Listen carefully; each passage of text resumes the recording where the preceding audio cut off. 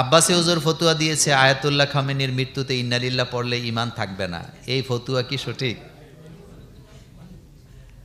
উনি তো ফতুয়া সবসময় দেয়, আমাদের মুরব্বী বড় ভাই ফতুয়া সবসময় দেয়, তবে উনি একটা ফতুয়াই বেশি দেয়, এটা হলো কাফের কথা, ঠিক না?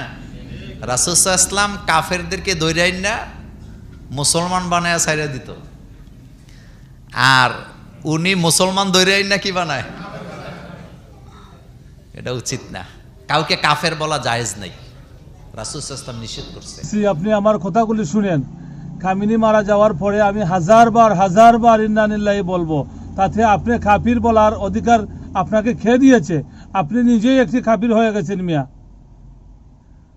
ইরানের জনগণ, ইরানের রাজা সব সময় ওরা কালিমা পড়ে এবং নামাজের তাশাহুদে আত্তাহিয়াতু পড়ে, নবীজির উপর দুরূদ পড়ে, তাই আমরা ইন্না লিল্লাহি বলবো ওদের মৃত্যুতে।